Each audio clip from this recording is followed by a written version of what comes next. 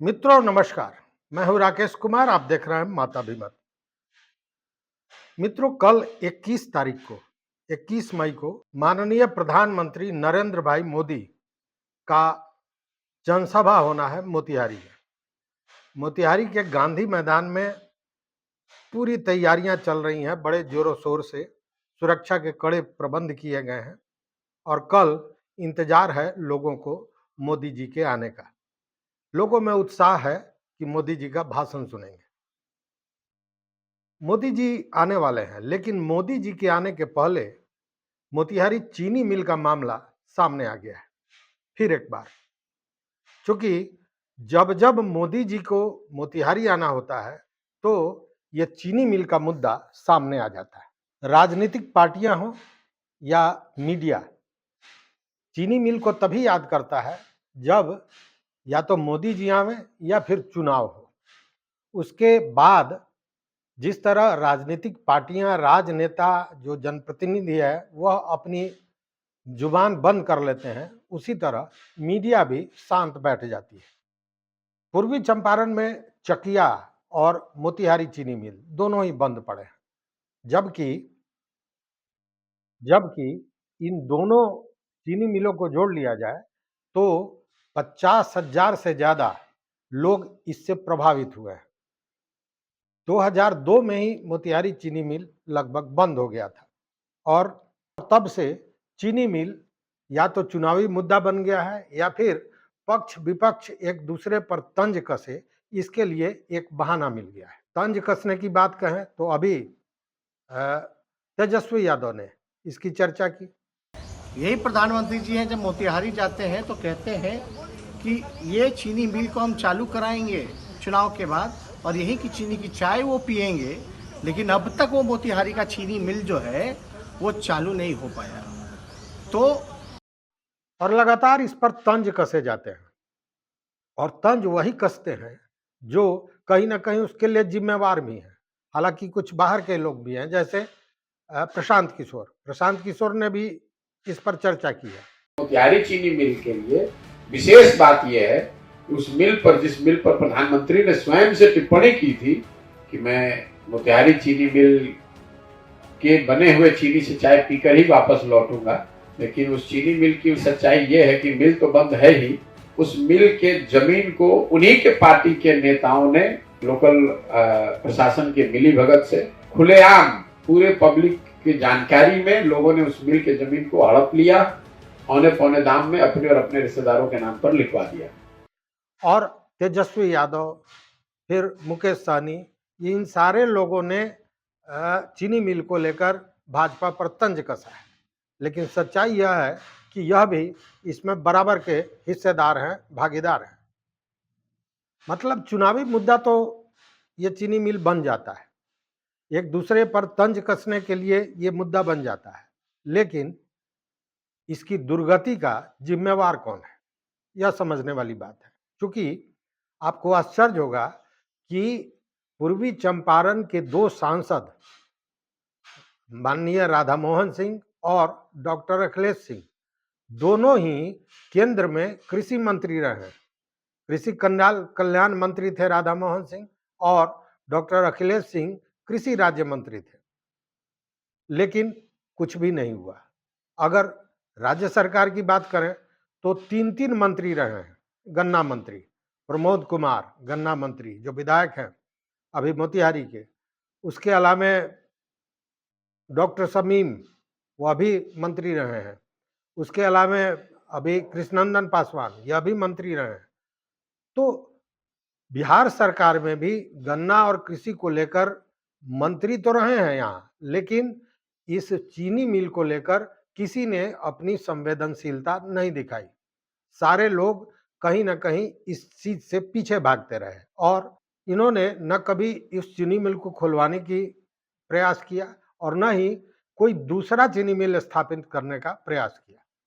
कभी आपने नहीं सुना होगा कि संसद में या विधानसभा में इस बात की चर्चा भी हुई हो या जनप्रतिनिधियों द्वारा ये आवाज उठाई गई हो, कभी नहीं। लेकिन जब जब इन जनप्रतिनिधियों से पूछा गया, सवाल पूछे गए, हम जैसे कुछ पत्रकार, चूंकि हमने चीनी मिल पर बहुत काम किया। जब मैं एक प्रतिष्ठित अखबार प्रभात खबर का ब्यूरो हुआ करता था, तो मैं लगातार चीनी मिल पर सवाल किया करता था। कई अन्य पत्रकार बंधुओं ने भी इस पर सवाल किया था, और तब तरह तरह के बयान दिए जाते थे, तरह तरह के झूठ बोले जाते थे इन नेताओं द्वारा। कोई कहता था कि यह मामला कोर्ट में है, इसलिए हम लोग कुछ नहीं कर सकते। कोई कहता था कि यह प्राइवेट चीनी मिल है, सरकार इसमें क्या कर सकती है। कोई कहता था कि यह तो केंद्र का मामला नहीं है, यह तो राज्य सरकार का मामला है, राज्य को इसमें पहल करनी चाहिए।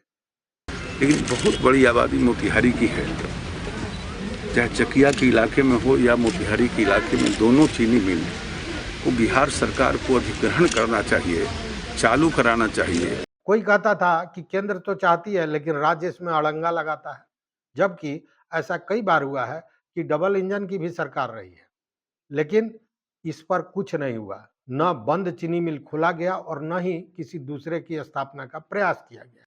लेकिन ये सारी दलीलें थोथी थी। थोथी मैं इसलिए कह रहा हूं कि क्योंकि इन नेताओं को, या यूं कहे कि राजनीतिक पार्टियों को चंपारण के विकास से, किसान मजदूरों के विकास से कोई लेना देना नहीं रहा है। और ये मैं क्यों कह रहा हूं, इस बात को समझने की जरूरत है कि ये जो नेता तमाम तरह की थोथी दलीलों को देकर अपनी असमर्थता जताते रहे और बाद में तो भागने लगे। बाद में सवाल जब पूछा जाता था तो भागने लगे। कई सालों से यहाँ की चीनी मिलें बंद हैं और लगातार प्रधानमंत्री नरेंद्र मोदी ने चुनावी दौरे में ये कहा था कि अगली बार वो जब यहाँ पर आएंगे तो यहाँ की चीनी मिलें चालू रहेंगी। उसको लेकर केंद्र सरकार ने क्या किया सर?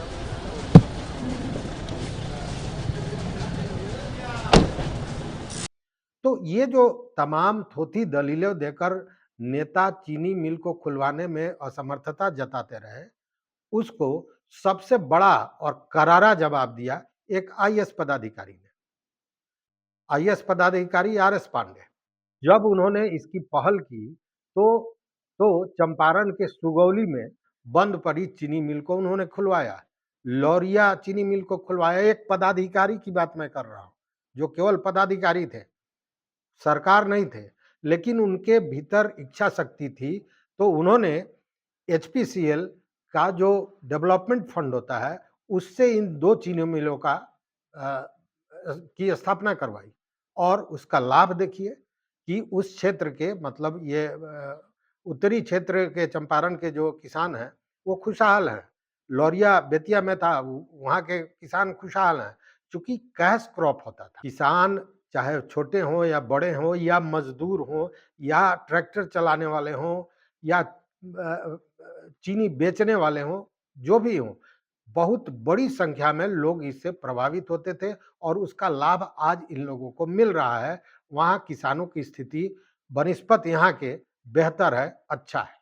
कैश क्रॉप के बारे में आप समझ रहे हैं, चंपारण एक ऐसा जगह है जहाँ कोई इंडस्ट्री नहीं है, कृषक क्षेत्र है, बाढ़ की समस्या, हर साल लगभग बाढ़ आता है और फसल को बर्बाद कर देता है। वैसे में ये जो कैश क्रॉप का मामला था, ये इतना सहयोगी होता था कि खाने के लिए अगर किसान मजदूर अपने उपजा लिया, तो फिर तो बाकी के लिए ये जो गन्ना उद्योग था उनके लिए बड़ा कारगर था। शिक्षा हो, शादी हो, दवा दारू हो, इन सारे चीजों में चूंकि कैश क्रॉप का मामला था तो बड़ी मदद किया करता था। और इससे 50,000 से ज्यादा, लाखों की बात करें अगर घर के लोगों को मिला दें तो लाखों लोग इससे लाभान्वित थे, जो अब नहीं है। मोतिहारी चीनी मिल प्राइवेट चीनी मिल था, सैकड़ों साल से चल रहा था, बंद हो गया। बंद हो गया तो ये सरकार की जिम्मेवारी बनती थी कि उसको फिर रीएस्टैब्लिश करे, या अगर उसको नहीं कर सकता है तो दूसरा उसके जगह पे स्थापित करे। और जब ये चीनी मिल बंद हुई तो लालू जी का राज था बिहार में। तो अगर तेजस्वी यादव इस पर तंज कसते हैं तो ये सही नहीं है, क्योंकि उसके लिए महागठबंधन की सरकार भी बराबर की जिम्मेवार है। 2014 में जब मोदी जी आए थे यहाँ पहली बार चुनावी सभा करने, और तब उन्होंने इस तरह का ऐलान भी किया था। बताते हैं कि उन्होंने कहा था कि जब हमारी सरकार बन जाएगी तो इस चीनी मिल को पुनः खोला जाएगा। लेकिन सरकार बनी, 5 साल सरकार रही, फिर दोबारा जीते, लेकिन ये चीनी मिल नहीं खुला। देखिए, चंपारण के विकास के लिए जरूरी है कि कृषि उत्पादन से जुड़े हुए उद्योग को लगाया जाए, और इसको लेकर उन्होंने उस समय कहा भी था। उन्होंने लीची की बात भी बोली थी कि लीची प्रसंस्करण उद्योग यहाँ होना चाहिए। मोदी जी का 2014 में जब वो आए थे तो उन्होंने इसकी चर्चा भी की थी। मोती सीप का जो बटन बनता था उसकी चर्चा की थी, लेकिन यह केवल चर्चों में रह गया। मोदी जी आए, चले गए, लेकिन बाद में इस पर कोई कार्रवाई नहीं हुई। कृषि उत्पादों से जुड़ा हुआ कोई भी उद्योग यहाँ नहीं लग सका। हालांकि आपको याद होगा कि उन दिनों रामदेव की चर्चा, बाबा रामदेव की चर्चा बड़ी होती थी। उस बीच बाबा रामदेव चंपारण आए थे। उन्होंने लीची के बागानों को देखा था। उन्होंने कहा था कि हम लीची का प्रसंस्करण उद्योग लगाएंगे, लेकिन वो भी गए, वो भी भूल गए। हालांकि वो उनका निजी मामला था, उस पर बहुत कुछ नहीं कहा जा सकता, लेकिन ये सरकार की तो जिम्मेवारी थी, लेकिन सरकार ने इस पर कुछ भी नहीं किया। मैंने आपको कहा है कि कभी आपने किसी जनप्रतिनिधि द्वारा संसद में या विधानसभा में इसकी आवाज उठाते नहीं सुनी होगी, लेकिन उनकी आवाज कहाँ आई? तो जब चीनी मिल मालिकों के साथ किसानों का, मजदूरों का संघर्ष चल रहा था, तब उस समय दलाल के रूप में उन लोगों का नाम, कई नेताओं का नाम आया था। और आपको याद होगा कि उस समय किसानों, मजदूरों का संघर्ष चल रहा था मिल मालिकों के विरुद्ध, और उस समय दो मजदूर नेता, जिसमें नरेश श्रीवास्तव और सूरज बैठा थे, उन लोगों ने आत्मदाह तक कर लिया था। उस आत्मदाह को भी राजनीतिक रूप से लिया गया, और स्वामी अग्निवेश से लेकर पप्पू यादव तक यहाँ आए, बड़ी बड़ी बातें हुई, चर्चा हुई, लेकिन उसके बाद भी कुछ नहीं हुआ। मामला जहां का तहां रहा। 10 अप्रैल 2017 को उन्होंने आत्मदाह किया था।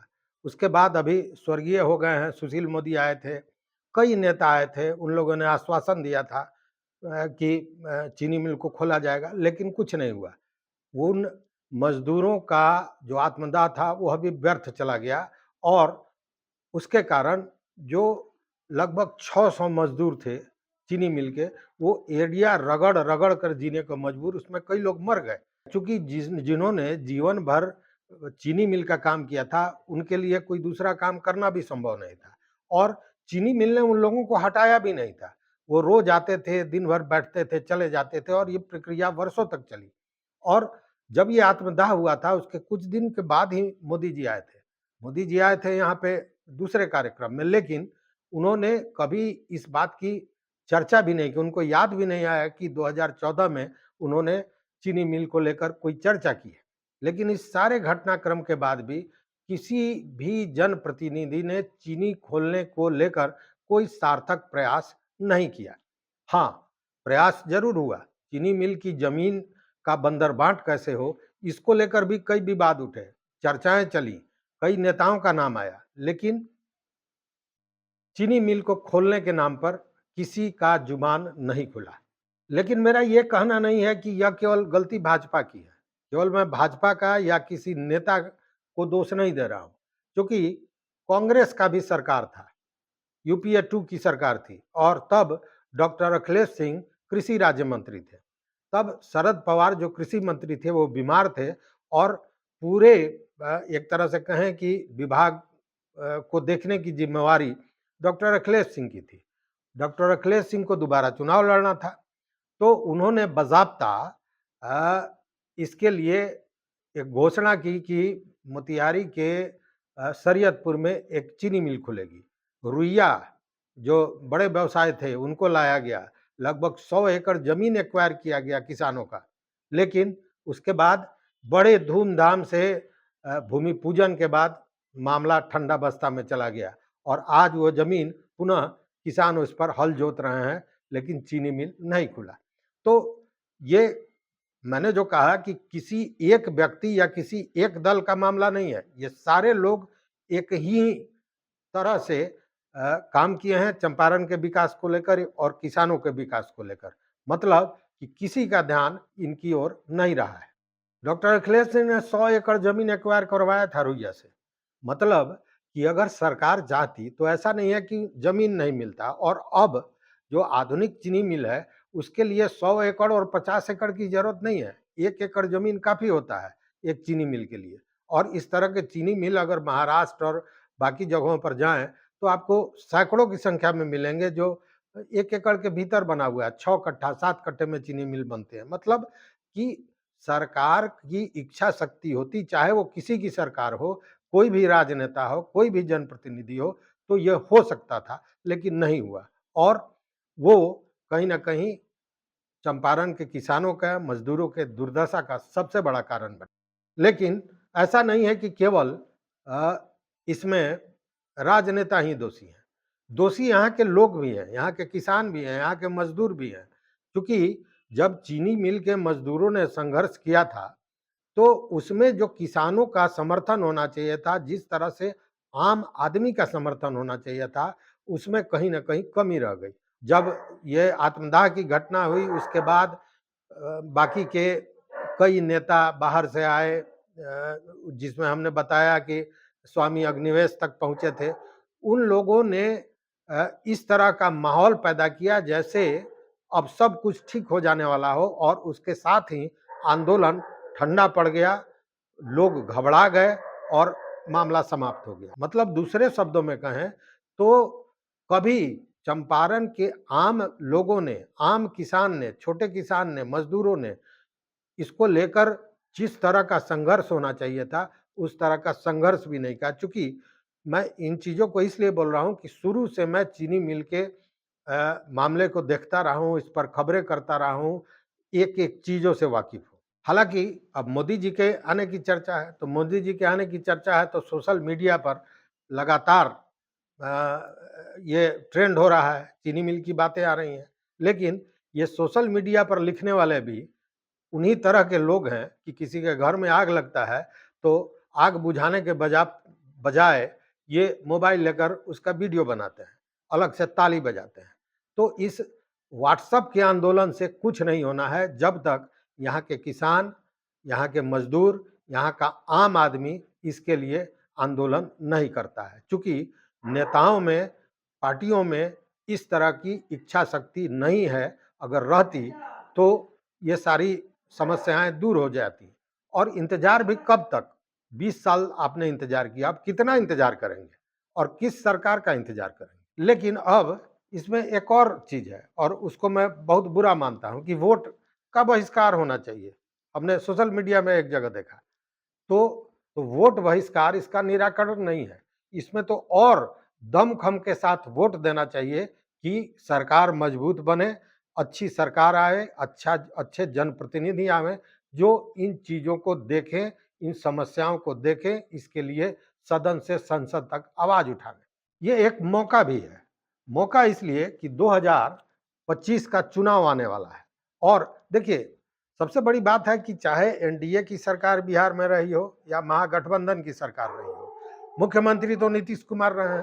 तो यह सवाल तो अगर राज्य का मामला है तो नीतीश कुमार से भी यह सवाल होना चाहिए था कि आखिर इतने दिनों में, जबकि सारे लोगों ने, उन्होंने भी इसका आश्वासन दिया था कि चीनी मिल को खोला जाएगा, लेकिन क्यों नहीं खुला?